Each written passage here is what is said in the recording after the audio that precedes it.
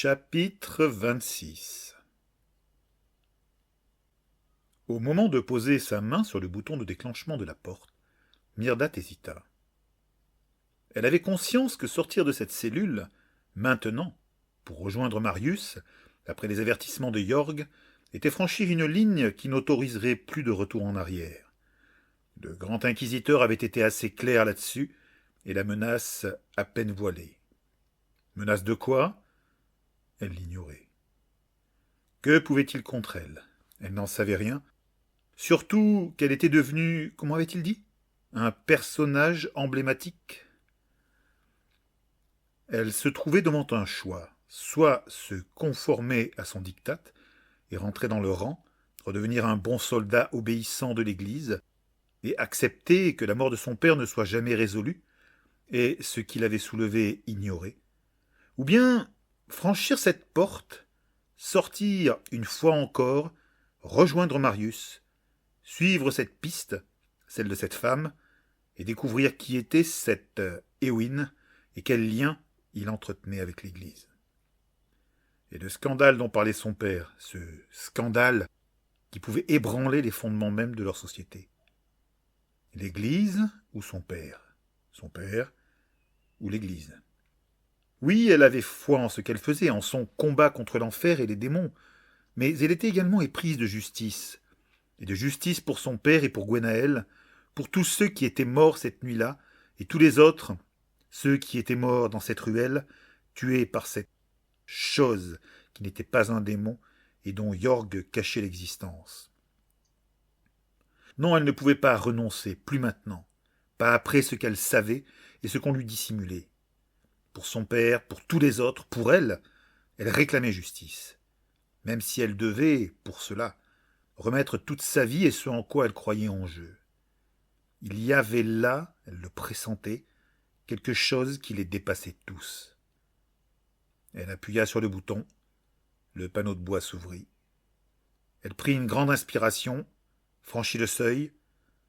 Devant elle s'étendait le couloir, silencieux à cette heure, ponctué de loin en loin, de veilleuses électriques dont la chiche lumière éclairait à peine les murs austères.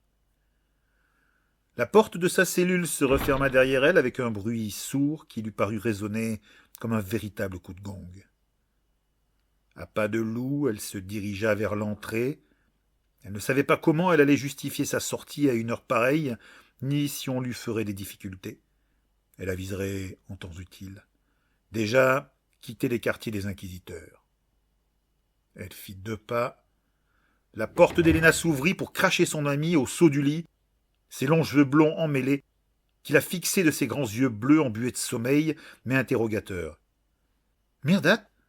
Seigneur, merci, tu es rentrée. » Paraissant se rendre compte qu'elle ne regagnait pas sa cellule, mais s'en éloignait, elle plissa les sourcils, troublée.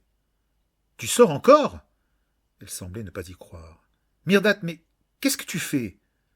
Myrdat devinait qu'elle n'y couperait pas et que ce serait difficile, mais devant le regard d'Héléna qui l'interrogeait, la questionnait, le regard de celle qui l'avait déjà plusieurs fois sauvée de la mort, elle ne put résister.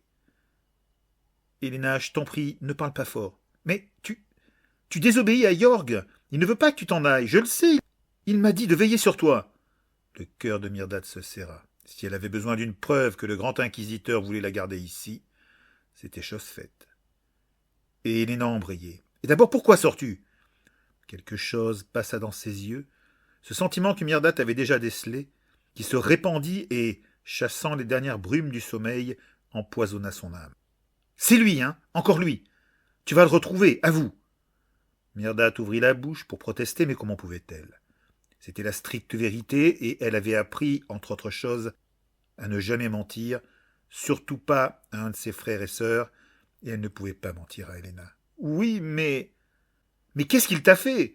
Il y avait des sanglots dans la voix d'Héléna, alors qu'elle la fixait, et des larmes dans ses yeux quand elle la saisit par les bras.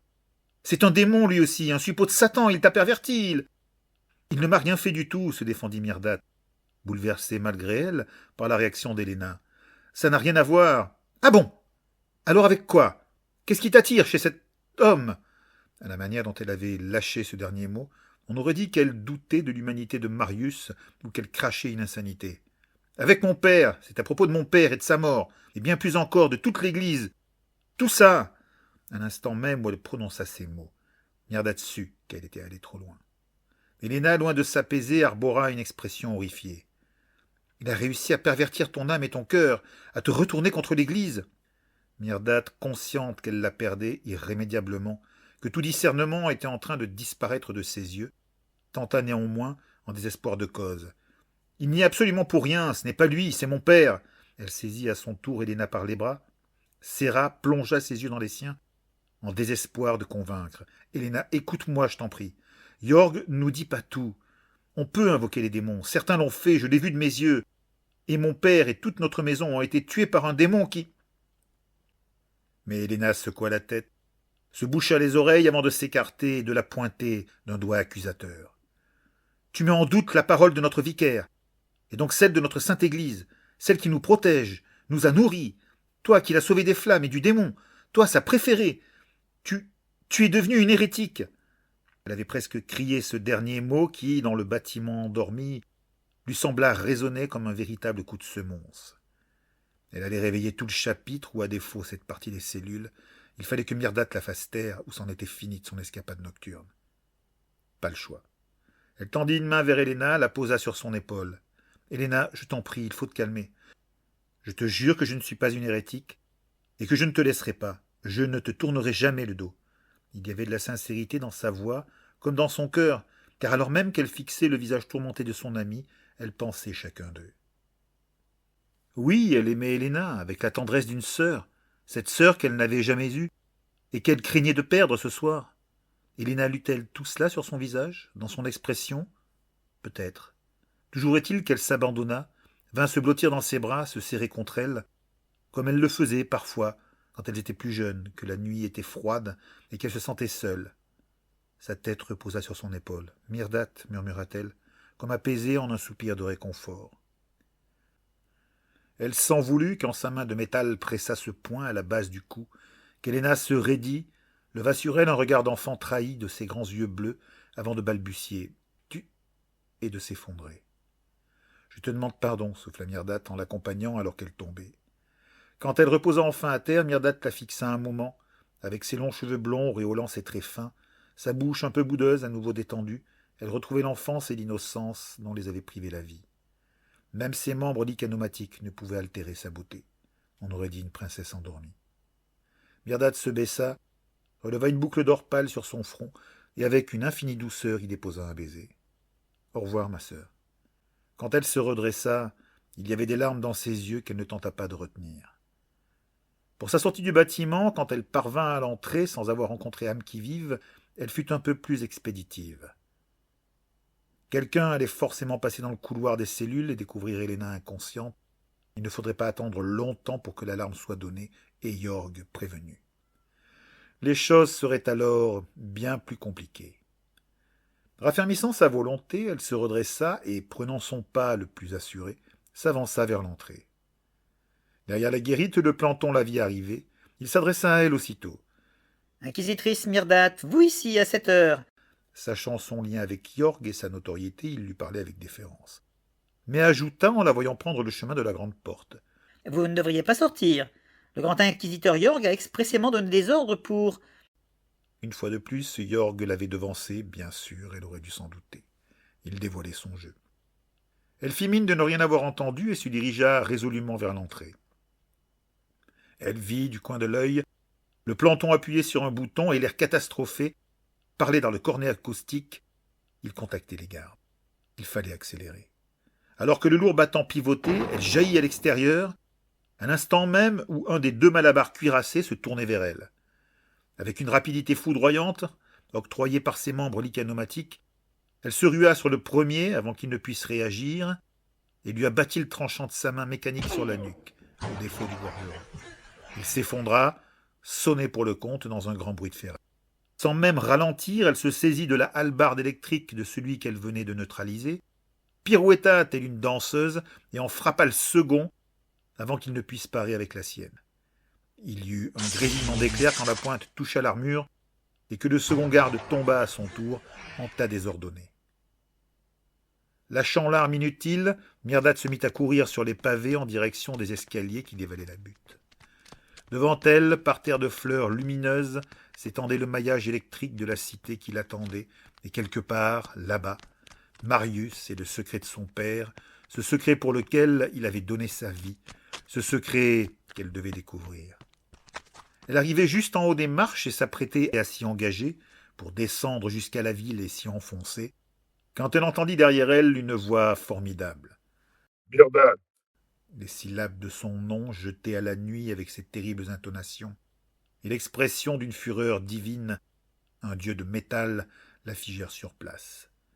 Lentement elle se retourna. Là-bas, à l'entrée du chapitre, entre les deux gardes effondrés, la grande ombre de Yorg se dressait, massive, menaçante, comme celle de la mort en personne, surmontée de son crâne blanc. Et même à cette distance, elle pouvait sentir dans ses orbites creuses les deux billes pâles de ses yeux phosphorants d'une sainte colère. Une colère cette fois dirigée contre elle, une colère qui s'exprima encore dans ces mots qu'il lui adressa. je te retrouverai, Myrdat. Où que tu ailles, je te retrouverai et je te ramènerai. Elle n'attendit pas la suite. De toute la vitesse de ses jambes mécaniques, ces jambes qu'il lui avait offertes, elle s'engagea dans les escaliers pour se fondre dans la cité endormie qu'il a pris dans ses ombres. Au sommet de Montmartre, le grand inquisiteur Yorg Arkoniev demeura immobile à fixer du regard l'endroit où elle avait disparu. Le planton qui était sorti de sa guérite et se tenait derrière lui déglutit pour demander « Grand inquisiteur, dois-je envoyer des effectifs à sa poursuite ?» Yorg resta un instant silencieux. On n'entendait plus que les sifflements et claquements de son masque. Enfin, il se retourna et lança seulement en se dirigeant vers les entrailles du bâtiment. Inutile, elle est déjà loin. Et je sais où elle va. Sur ce, il disparut dans le couloir, grande ombre rejoignant les ombres. Le vestibule en parut soudain plus vaste et le planton respira bien mieux.